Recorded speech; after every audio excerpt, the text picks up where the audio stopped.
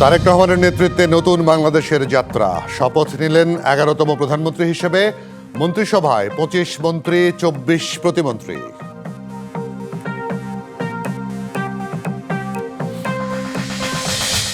মন্ত্রিসভার শপথ অনুষ্ঠানে ছিল না জামায়াত ও এনসিপি।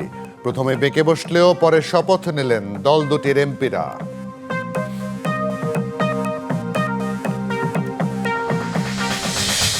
সংবিধান সংস্কার পরিষদের সদস্য হিসেবে শপথ নেননি বিএনপির এমপিরা। নেবেন না শুল্কমুক্ত গাড়ি ও সরকারি প্লট ফ্ল্যাট।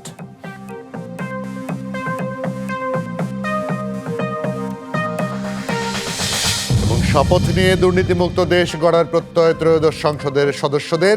সমাধান করতে চান গেল 17 বছরের সমস্যাগুলোর। বাংলাদেশের 11তম প্রধানমন্ত্রী হিসেবে শপথ নিয়েছেন তারেক রহমান, যার নেতৃত্বে রাষ্ট্র পরিচালনার দায়িত্ব নিল বিএনপি। রেওয়াজ ভেঙে বঙ্গভবনের বদলে এবারের শপথ অনুষ্ঠান হয় জাতীয় সংসদ ভবনের দক্ষিণ প্লাজায় খোলা আকাশের নিচে। বিকেল 4টার কিছু পরে মন্ত্রিসভার নতুন সদস্যদের শপথ পড়ান রাষ্ট্রপতি মোহাম্মদ শাহাবুদ্দিন। রাষ্ট্র পরিচালনায় তারেক রহমানের সঙ্গে 25 জন মন্ত্রী এবং 24 জন প্রতিমন্ত্রী। ত্রয়োদশ সংসদ নির্বাচনে নিরঙ্কুশ বিজয়ের পর তারেক রহমান তার নতুন সরকার সাজিয়েছেন অর্ধেকের বেশি নতুন মুখ নিয়ে। অবশেষে এলো সেই মাহেন্দ্রক্ষণ। যাত্রা শুরু হলো তারেক রহমানের নেতৃত্বে বিএনপি সরকারের। এর মধ্য দিয়ে 2 দশক পর আবারও রাষ্ট্র ক্ষমতায় ফিরল বিএনপি। শপথ করিতেছি যে আমি আইন অনুযায়ী সরকারের প্রধানমন্ত্রী পদের কর্তব্য প্রথমে দেশের 11তম প্রধানমন্ত্রী হিসেবে শপথ নেন তারেক রহমান। সততার সহিত পালন করিব। বিশ্বস্তার সহিত পালন করিব। দীর্ঘদিনের রীতি ভেঙে জাতীয় সংসদের দক্ষিণ প্লাজায় তাকে শপথ বাক্য পাঠ করান রাষ্ট্রপতি মোহাম্মদ শাহাবুদ্দিন। করিব না। পরে শপথ নেন 25 মন্ত্রী। সবশেষ 24 প্রতিমন্ত্রীকে শপথ পড়ান রাষ্ট্রপ্রধান। শপথ অনুষ্ঠানে ছিলেন প্রধান উপদেষ্টা ডক্টর মোহাম্মদ ইউনূস, উপদেষ্টা পরিষদের সদস্যরা এবং দেশি বিদেশি অতিথিরা। ত্রয়োদশ জাতীয় সংসদের সাধারণ নির্বাচনে নির্বাচিত মাননীয় সদস্যবৃন্দ। এর আগে সংসদ ভবনের শপথ কক্ষে ত্রয়োদশ সংসদের সদস্যদের শপথ বাক্য পাঠ করান প্রধান নির্বাচন commissioner AMM Nasir Uddin. Humaira Faruqui, DBC news, Dhaka. বাংলাদেশের 11তম প্রধানমন্ত্রী হিসেবে শপথ নিয়েছেন তারেক রহমান, যার নেতৃত্বে রাষ্ট্র পরিচালনার দায়িত্ব নিল বিএনপি। মন্ত্রিসভার শপথ গ্রহণ অনুষ্ঠান শেষ হয়েছে। এই মুহূর্তে আমাদের সহকর্মীরা আছেন সংসদ ভবন এলাকা। আনোয়ার হোসেনের সঙ্গে প্রথমে যুক্ত হচ্ছি। আনোয়ার হোসেন, আপনাকে স্বাগত জানাই। আপনার সঙ্গে যারা আছেন তাদের তো মতামত নেবেনই, পাশাপাশি জানাবেন আজকের এই শপথ অনুষ্ঠান কেমন হলো, পাশাপাশি যারা মন্ত্রী প্রতিমন্ত্রী হিসেবে দায়িত্ব নিলেন তাদের সঙ্গে আপনার কথা হয়েছে কিনা, তারা কি বললেন, আপনার কাছ মাধ্যমে জানতে চাই।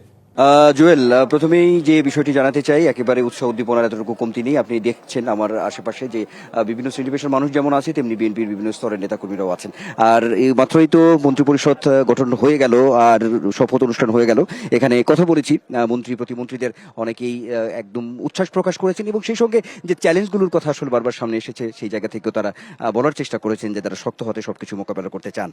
যদি একটু বলি, কিছুক্ষণ আগে আমরা কথা বলছিলাম শহীদুদ্দিন চৌধুরিয়ানী, তিনি পানি সম্পদ মন্ত্রণালয়ে দায়িত্ব প্রাপ্ত। তিনি বলছিলেন আমাদেরকে যে সামনে যে এই যে মানুষের যে আশা আকাঙ্ক্ষার বিষয়গুলো রয়েছে, সেই বিষয়গুলোই আসলে তারা খুব বড় আকারে চিন্তার জায়গায় নিয়ে এই সামনে আসলে দেশকে এগিয়ে নিয়ে যাওয়ার যে প্রত্যয় অঙ্গীকার একরকম তারা সেটি করেছে। আমরা দেখেছি এখানে কথা বলেছেন আমির খসরু মাহমুদ চৌধুরী, সেই সঙ্গে প্রতিমন্ত্রী হিসেবে শপথ নিয়েছেন সেই শামা ওবায়েদ। তিনি বলছিলেন যে পররাষ্ট্র বিষয়ক যে কিছু বিষয় আছে সেই বিষয়গুলো তিনি আমাদেরকে গণমাধ্যমে বলছিলেন, তিনি যে কিছু চ্যালেঞ্জ আছে, ভূ রাজনীতির কিছু বিষয় আছে, সব মিলিয়ে যে পরিবর্তিত পরিস্থিতির যে অবস্থাগুলো আছে সেই জায়গা থেকে সামগ্রিকভাবে সেটি অভ্যন্তরীণ হোক বৈশ্বিক হোক সবকিছুই আসলে শক্ত হাতে মোকাবেলা করে সামনের দিকে এগিয়ে নিয়ে যাওয়া, এই প্রত্যয়গুলি রয়েছে। মানুষের আশা আকাঙ্ক্ষার যে জায়গা তৈরি হয়েছে আজকের এই নতুন সরকারের কাছে, এই যে পরিবর্তিত রাজনৈতিক যে প্রেক্ষাপট, সেই অবস্থায় যে জায়গাগুলো আসলে সামনে এসেছে সেই বিষয়গুলোই বারবার আমরা দেখেছি। যেমন আশা আকাঙ্ক্ষার জায়গা অনেক বড় হয়েছে, ঠিক তেমনি ভাবে অঙ্গীকার প্রত্যয়ের বিষয়গুলো আমরা দেখেছি যে সরকারের পক্ষ থেকে, অর্থাৎ নতুন যে সরকার গঠিত হলো, সেটি যে মাননীয় প্রধানমন্ত্রী তারেক রহমানের যে নেতৃত্বে আসলে নতুন যে বাংলাদেশের একটি যাত্রা শুরু, যে সেটি কিন্তু আসলে বারবার আমরা দেখেছি এখানে নেতৃত্বস্থানীয় যারা আছেন তাদের মুখে আসলে উঠে এসেছে। আমরা এখানে যারা আছেন আমরা একটু কথাও বলতে চাই, একটু অনুভূতির জায়গা আমরা একটু নিতে চাই, একটু বলতে চাই, সেটি হতে যে এই যে নতুন সরকার গঠিত হলো, মানুষের কাছে অনেক প্রত্যাশা, সেই জায়গা থেকে আপনাদের অভিব্যক্তিটি কি?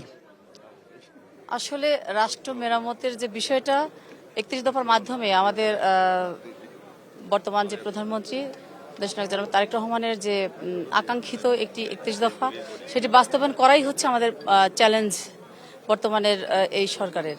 এবং আশা রাখি যে সেই 31 দফার মাধ্যমে বাংলাদেশ একটি সমৃদ্ধশালী এবং অর্থনৈতিকভাবে স্বাবলম্বী একটি দেশ হিসাবে উনি এই বাংলাদেশকে তৈরি করবেন এবং গণতান্ত্রিক ওয়েতে সবাইকে নিয়ে উনি মিলেমিশে কাজ করতে চান, এটাই ওনার প্রত্যাশা। অনেক ধন্যবাদ।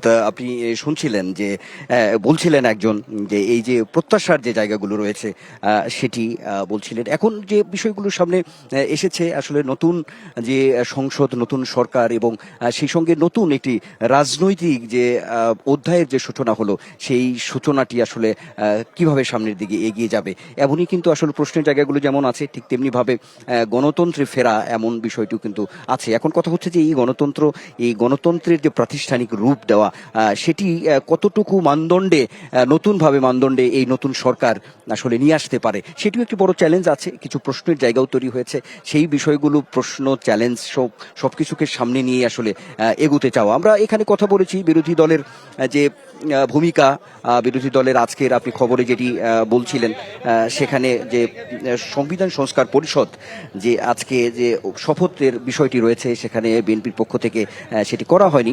সংবিধান সংস্কার পরিষদের যে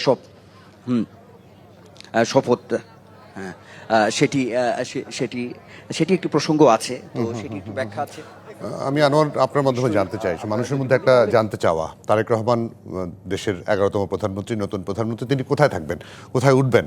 কারণ প্রধানমন্ত্রী যে বাসভবন সেটি নেই, সেটি জাদুঘর হয়ে গেছে, যেখানে মানে স্থানীয় সময় বা কিছু দিনের জন্য যমুনায় থাকা হয়, যমুনাটা এখনও প্রধান উপদেষ্টার কাছেই আছে। এই মুহূর্তে তিনি কোথায় থাকবেন? সংসদ ভবনের যেই স্পিকারদের জন্য বাড়ি ছিল, সেটি আমরা শুনেছিলাম একসময় যে প্রধানমন্ত্রীর জন্য নির্মাণ করা হচ্ছে, ঠিকঠাক করা হচ্ছে।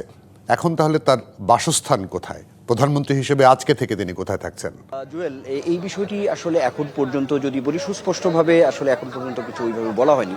আমি যদি বলি যে সংসদ যে সচিবালয় বা তাদের পক্ষ থেকেও ঠিক এরকম সুস্পষ্টভাবে বলা হয়নি। তবে এটা ঠিক যে মন্ত্রীপাড়ায় সেখানে আমরা দেখেছি যে এই যে গত যে অন্তর্বর্তী সরকার, সেখান থেকেও তাদের জন্য যে প্রস্তুত করা মন্ত্রীদের জন্য যে বাসভবনগুলো রয়েছে সেটি, কিন্তু আসলে মাননীয় প্রধানমন্ত্রীর জন্য যে বাসভবন বা সেটি এখন পর্যন্ত যে প্রস্তুতির জায়গাটি, সেটি এখন পর্যন্ত সুস্পষ্ট কোনো কিছু বলা হয়নি। তবে যেটি আপনি বলছিলেন যমুনা, সেটিও একটু সময়ের ব্যাপার আছে, বা আমরা এই যে পরিকল্পনা মন্ত্রণালয় জায়গা রয়েছে, এখানে একটু বিস্তৃত একটু জায়গা রয়েছে, সেখানেও একটি আলাপ আলোচনার জায়গা আছে, কিন্তু এখন পর্যন্ত আসলে সুস্পষ্ট নেই, বা এই জাতীয় সংসদ ভবন প্রাঙ্গণে কোনো একটি জায়গায় সেটিও এখন পর্যন্ত আসলে সুস্পষ্ট নেই।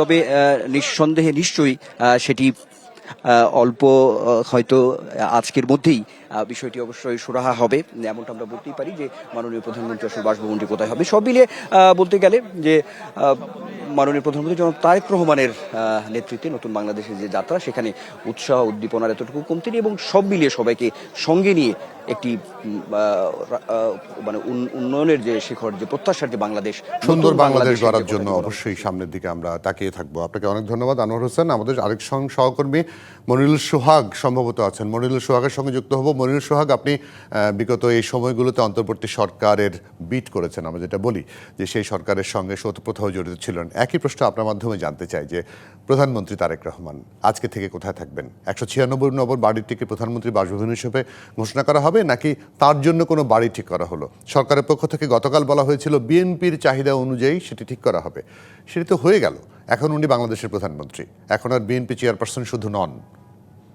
আপনি নিশ্চয়ই জানেন যে এই বিষয়টি নিয়ে আসলে সরকারের যে প্রস্তুতি, সরকারের যে কার্যক্রম রয়েছে, সেটিতে কিন্তু বেশ কিছুদিন ধরেই আলোচনা চলছে, এবং বেশ কয়েকটি বাসস্থান কিন্তু এরই মধ্যে প্রাথমিকভাবে দেখা হয়েছে এবং সেগুলো নিয়ে নানা বিষয়ে পর্যবেক্ষণ করা হয়েছে এবং সবশেষ কিন্তু রাষ্ট্রীয় অতিথি ভবন যমুনার কথাও বলা হয়েছে। যদিও যমুনায় এখনো ডক্টর মোহাম্মদ ইউনূস তিনি রয়েছেন এবং স্বাভাবিকভাবেই তিনি সেই জায়গাটি ছাড়ার জন্য বেশ কিছুদিন সময় লাগবে বা সেই সময় নিয়ম মোতাবেকই সেই সময়টি তার হাতে রয়েছে। সুতরাং নতুন প্রধানমন্ত্রীর বাসভবনের যে বিষয়টি সেটি সরকারের যারা দায়িত্বে এখন রয়েছেন তারা সেটি গুরুত্ব দিয়ে দেখছেন এবং তার নিরাপত্তার যে বিষয়, তার পরিবারের নিরাপত্তার যে বিষয়, সেই বিষয়টিকে কিন্তু সর্বাধিক গুরুত্ব দিয়ে দেখা হচ্ছে, যেটি আমরা জেনেছি। সুতরাং নতুন বাসভবন যেটি নির্ধারণ হোক না কেন, সেখানে ওঠার আগ পর্যন্ত যেখানে তিনি আছেন এই মুহূর্তে, সেখানে যাতে সর্বোচ্চ নিরাপত্তা ব্যবস্থা দেয়া হয় সেই বিষয়টি কিন্তু নিশ্চিত করা হয়েছে এবং সেটি এর মধ্যে কিন্তু বাস্তবায়ন হয়েও গেছে। তো আমরা নিশ্চয়ই সকাল থেকে দেখেছি যে সংসদ সদস্য যারা তাদের শপথ অনুষ্ঠান এবং এর পরে প্রধানমন্ত্রী হিসেবে তারেক রহমানের শপথ অনুষ্ঠান এবং পাশাপাশি মন্ত্রিসভার সদস্য যারা রয়েছেন, প্রতিমন্ত্রী যারা রয়েছেন, তাদের সবার যে শপথ অনুষ্ঠান সেটি আমরা দেখেছি এবং এটি একটি জাঁকজমকপূর্ণ আয়োজনের মধ্য দিয়ে উৎসবমুখর পরিবেশে কিন্তু এটি হয়েছে। অন্তর্বর্তী সরকারের যে 3টি অগ্রাধিকার ছিল মূলত রাষ্ট্র পরিচালনার ক্ষেত্রে গত 18 মাসে সংস্কার, বিচার এবং নির্বাচন, তার মধ্যে একটি অবাধ, নিরপেক্ষ, সুষ্ঠু নির্বাচনের মাধ্যমে একটি গণতান্ত্রিক সরকারের যে যাত্রা, সেটিতে কিন্তু সরকার বলা যায় যে তাদের যে কমিটমেন্ট বা তাদের যে অবস্থান ছিল বারবার যেটি তারা ব্যক্ত করেছিলেন, সেই জায়গাটিতে তারা আসলে তাদের কার্যক্রম সম্পন্ন করতে পেরেছেন এবং আজকে নতুন সরকারের কাছে দায়িত্ব বুঝিয়ে দেওয়ার যে বিষয়টি, শপথের মাধ্যমে নতুন সরকারের যাত্রার যে বিষয়টি, সেটির মাধ্যমে কিন্তু গণতান্ত্রিক যাত্রা বাংলাদেশের সেটিও শুরু হলো এবং সাধারণ মানুষের যে প্রত্যাশা, দীর্ঘদিন ধরে যে অপূর্ণতা তাদের রয়েছে, যে স্বপ্ন পূরণের জায়গায় বারবার সাধারণ মানুষ যেখানে পিছিয়ে পড়েছে, সেই জায়গাগুলোতে যাতে তারা তাদের স্বপ্ন পূরণ করতে পারেন এবং তারা যাতে নতুন বাংলাদেশে পদার্পণ করতে পারেন। নতুন সরকার গঠনের পর বিএনপি নেতৃত্বাধীন এই সরকার তারেক রহমানের নেতৃত্বে যাতে সাধারণ মানুষের স্বপ্ন পূরণ করতে পারেন এবং যে অপূর্ণতা রয়েছে সেটি যাতে পূরণ করা যায়, বহির্বিশ্বে বাংলাদেশের যে অবস্থান সেটিকে যাতে আরও সামনে এগিয়ে নিয়ে যাওয়া যায়, পাশাপাশি অর্থনীতি, বাণিজ্য এবং আইন শৃঙ্খলা থেকে শুরু করে যে বিষয়গুলোতে দীর্ঘ সময় ধরে বাংলাদেশের জন্য কিছুটা বলা যায় নেগেটিভ বা কিছুটা সমালোচনা ছিল বিভিন্ন জায়গায়, বিভিন্ন ক্ষেত্রে, সেই জায়গাগুলো যাতে কাটিয়ে ওঠা যায়, এই বিষয়টি উপর কিন্তু জোর দিয়েছেন যারা শপথ নিয়েছেন মন্ত্রী পরিষদের সদস্য হিসেবে, তারা কিন্তু সেই বিষয়গুলোতে জোর দিয়েছেন এবং এই মন্ত্রিসভার যারা শপথ নিয়েছেন তাদের মন্ত্রণালয় বন্টন হওয়ার পরে মূলত সেই মন্ত্রণালয় কেন্দ্রিক তাদের কি কি পরিকল্পনা সেগুলো জানা যাবে। তো সব মিলে আসলে এখন পর্যন্ত যে ব্যবস্থাপনা আমরা দেখেছি এবং নতুন সরকারের যে যাত্রা শুরু হলো সেটিতে সাধুবাদ জানিয়েছেন সবাই। নিশ্চয়ই সামনে এই সরকারের কি কি অর্জন সেটি করতে পারে সেটির দিকে তাকিয়ে আছে সবাই। তো জুয়েল, এই ছিল এই মুহূর্তের খবর। মনিরুল সোহাগ, আপনাকে অনেক ধন্যবাদ। সংসদ ভবন এলাকার বাইরে আছেন ইরশাদ জাহান উর্মি, তার কাছ থেকে জানবো সাধারণ মানুষের প্রতিক্রিয়া। ইরশাদ জাহান উর্মি আমাদের সঙ্গে যুক্ত হচ্ছেন। ইরশাদ জাহান উর্মি, একটু বলবেন, মন্ত্রিসভার শপথ শেষ, তারেক রহমান প্রধানমন্ত্রী হিসেবে শপথ নিয়েছেন, যে মন্ত্রিসভা হলো তাদের নিয়ে সাধারণ মানুষের বক্তব্য কি আছে? আর পাশাপাশি আপনার কাছে জানতে চাই, আমাদের সরকারের পক্ষ থেকে বলা হয়েছিল 7টি সার্কের 7টি দেশের পররাষ্ট্রমন্ত্রীদেরকে আমন্ত্রণ জানানো হয়েছিল, তারা কারা কারা এলেন, কারা কারা আজকের অনুষ্ঠানে উপস্থিত ছিলেন? জুয়েল, আপনাকে ধন্যবাদ। এই মুহূর্তে আমি একটা ইন্টারেস্টিং জিনিস আমার চোখে পড়লো, সেটা দিয়ে যদি শুরু করি। একেবারেই যেহেতু এখন মন্ত্রীরা তাদের নিজের গাড়ি, সরকারি গাড়িতে উঠবেন, এক গাড়ি থেকে, মানে যে গাড়িতে করে নিয়ে এসেছেন সেই গাড়ি থেকে আরেক গাড়িতে, অর্থাৎ সরকারি যে গাড়িতে, সেই গাড়িতে যে জিনিসপত্র স্থানান্তর, সেই জিনিসটি আমার চোখে পড়লো। খুবই একটা মানে সাধারণ মানুষ খুব আগ্রহ নিয়ে এই দৃশ্যগুলো আসলে দেখছে। সাধারণ মানুষ এখানে আছে, প্রচুর মানুষ, এবং তারা আসলে বেশিরভাগই, আমি যেটি বলেছি আপনাকে, যে পুরোটাই আসলে তারা এখানে আছেন একেবারেই যার যার সাপোর্ট, যাকে যাকে করেছেন, কষ্ট করেছেন, সমর্থন দিয়েছেন, এই নেতাদের জন্য ঘাম ঝরিয়েছেন, তাদের জন্য এসেছেন এবং তাদের অনেকে আবার মন্ত্রী হয়েছেন। ফলে তারা আসলে উচ্ছ্বসিত। আমার এখানে পেছনে বেশ কিছু সাধারণ মানুষ আমি দেখতে পাচ্ছি, আমি হয়তো দু একজনের সঙ্গে কথা বললে জানা যাবে।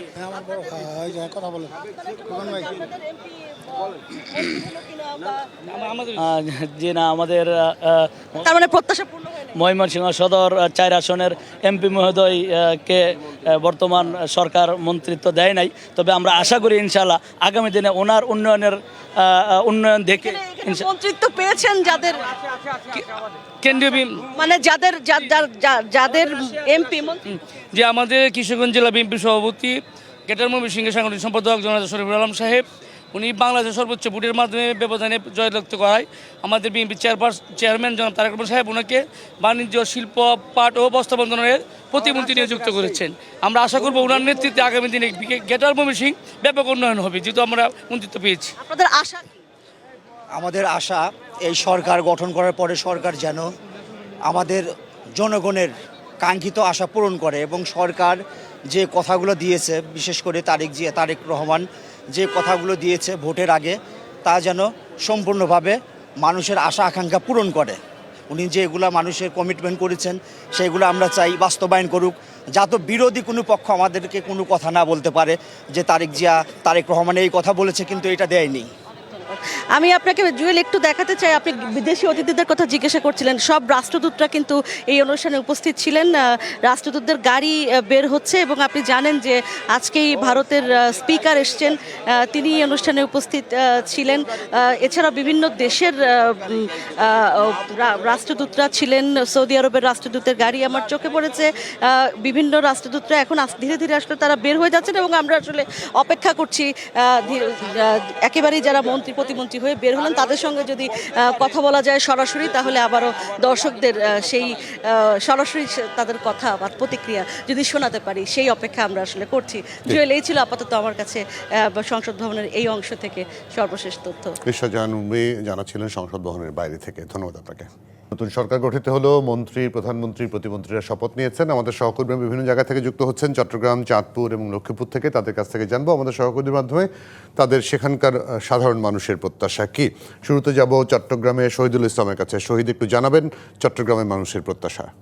ইতিমধ্যে মন্ত্রিসভা গঠনের মধ্য দিয়ে যে নতুন সরকারের আনুষ্ঠানিক যাত্রা সেটি শুরু হয়েছে। এর মধ্যে চট্টগ্রামে যে মন্ত্রিসভা গঠিত হয়েছে, চট্টগ্রামের 2 জন সেই মন্ত্রিসভায় স্থান পেয়েছেন। এই নিয়ে চট্টগ্রামের যে নেতাকর্মীরা রয়েছে তাদের মাঝে রয়েছে উচ্ছ্বাস এবং আনন্দ বইছে।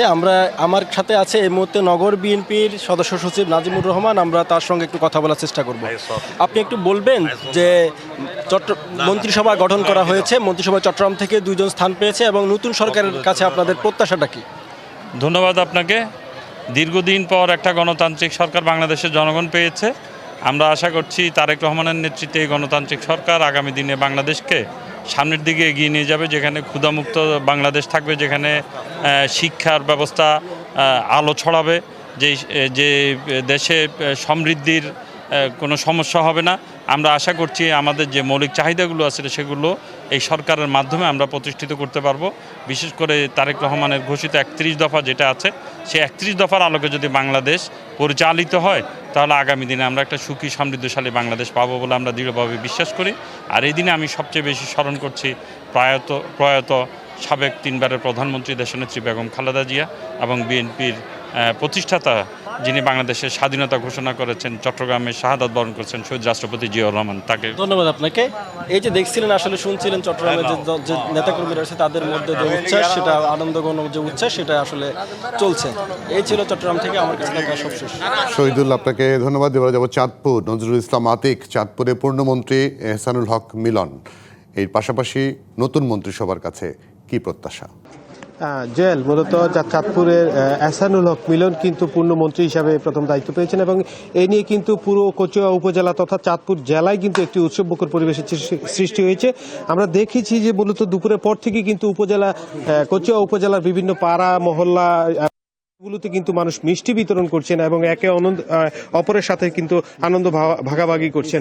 তারা কিন্তু নানান প্রত্যাশা করছেন নতুন যে সরকার, সেই সরকার এবং পাশাপাশি এহসানুল হক মিলনের কাছ থেকে তাদের যে প্রতিনিধি হিসাবে, জনপ্রতিনিধি হিসাবে যারা সংসদে পাঠিয়েছেন। আমরা জানার চেষ্টা করব, এহসানুল হক মিলন পূর্ণমন্ত্রী হলো, আপনাদের প্রত্যাশা কি তার কাছে?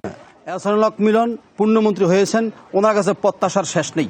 তবে জাতিকে বাঁচিয়ে রাখার জন্য যে শিক্ষা সর্বাগ্রে যে শিক্ষার গুরুত্ব, সেই বিষয়ে তিনি 2001 সালে যে সময় তুমি প্রতিমন্ত্রী ছিলেন, সেই অর্জনে সারা বিশ্বে তিনি আলোচিত।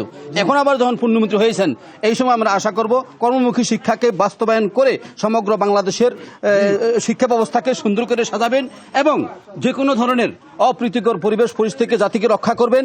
আর যদি শিক্ষায় সফলতা আসে, শুনছিলেন, আমরা জানতে চাই নতুন যে সরকার গঠিত হলো, আপনাদের সেই সরকারের কাছে কোনো প্রত্যাশা আছে কিনা? আমাদের সরকারের কাছে অনেক প্রত্যাশা। আমরা চাই নারীর উন্নয়ন এবং নারীরা। জুয়েল, শুনছিলেন মূলত নতুন সরকারের কাছে এবং পাশাপাশি এহসানুল হক মিলনের কাছেই কিন্তু তাদের অনেক প্রত্যাশা এবং নতুন সরকার এবং যারা মন্ত্রীর দায়িত্ব পেয়েছেন তারা জনগণের সেই দাবি এবং প্রত্যাশাগুলো পূরণ করবে, এমনটাই সকলে মনে করছেন। জুয়েল, নজরুল ইসলাম আতিক, আপনাকে অনেক ধন্যবাদ দেওয়া যাবো। লক্ষ্মীপুরে সুমনউদ্দিন শুভ, আপনার কাছে যাই। শহীদউদ্দিন চৌধুরী অ্যানি পূর্ণমন্ত্রী হয়েছেন, অনুমিত ছিল, জানাই ছিল, তার কাছে প্রত্যাশার পারদ নিশ্চয় অনেক আপনাদের। জি, আপনি জানেন গণপ্রজাতন্ত্রী বাংলা সরকারের প্রাণী সম্পদ মন্ত্রণালয়ের দায়িত্ব পেয়েছেন লক্ষ্মীপুর 3 আসনের বিএনপি মনোনীত প্রার্থী কেন্দ্রীয় বিএনপির যুগ্ম মহাসচিব শহীদউদ্দিন চৌধুরী অ্যানি। এই খবরে লক্ষ্মীপুরে এক ধরনের আনন্দের বন্যা বয়ে যাচ্ছে। এখানকার সাধারণ মানুষ এবং নেতাকর্মীরা আমি দেখেছি একে অপরের মাঝে মিষ্টি বিতরণ করছেন এবং তাদের আনন্দ অনুভূতি শেয়ার করছেন। আমরা যদি একটু সরাসরি এখানকার যারা লোকজন রয়েছেন তাদের কাছ থেকে একটু অনুভূতি নেওয়ার চেষ্টা করি। লক্ষ্মীপুরে শহীদউদ্দিন চৌধুরী অ্যানি মন্ত্রী হিসেবে দায়িত্ব পাওয়ায় আপনার অনুভূতিটা কি একটু বলবেন? বিসমিল্লাহির রহমানির রহিম। আজকে আমরা বিশেষ করে আল্লাহর কাছে লাখো শুকরিয়া আদায় করি এবং বাংলাদেশে 11তম প্রধানমন্ত্রী জনাব তারেক রহমানের প্রতি বিশেষ কৃতজ্ঞ জানাই। লক্ষ্মীপুরের বাসিন্দা হিসেবে বাংলাদেশে একেবারে প্রত্যক্ষ দক্ষিণ পূর্ব অঞ্চল এলাকাটা হচ্ছে লক্ষ্মীপুর জেলা। এই লক্ষ্মীপুর জেলা থেকে শহীদউদ্দিন চৌধুরী অ্যানিকে মূল্যায়ন করার জন্য, পানি সম্পদ মন্ত্রণালয় মন্ত্রী করার জন্য আমি বিশেষ করে কৃতজ্ঞতা জানাই। আচ্ছা, আপনার কাছে একটু জানতে চাইবো মনোনীত মন্ত্রীর কাছে আপনার প্রত্যাশাটা কি, যদি একটু বলতেন। জি, আমরা বিগত দিনেও দেখেছি দুইবার এমপি হওয়ার পরে শহীদউদ্দিন চৌধুরী অ্যানি ভাই লক্ষ্মীপুরের জন্য অনেক উন্নয়নমূলক কাজ করেছেন। তার এই ধারাবাহিকতা বজায় রেখে তিনি তার নির্বাচনী ইস্তেহারে যে বিষয়গুলো। ধন্যবাদ। আপনারা যেমনটি দেখেছেন এখানকার সাধারণ মানুষ এবং নেতাকর্মীরা আনন্দ উচ্ছ্বাস প্রকাশ করছেন এবং মিষ্টি বিতরণ করেছেন এবং এখানকার লক্ষ্মীপুরের মানুষের মাঝে এক ধরনের আনন্দের উল্লাস বয়ে যাচ্ছে। জি, একদম পরিষ্কার। শুভ, আতিক, শহীদুল, তিনজনকে অনেক ধন্যবাদ আমাদেরকে আজকে খবরাখবর জানানোর জন্য।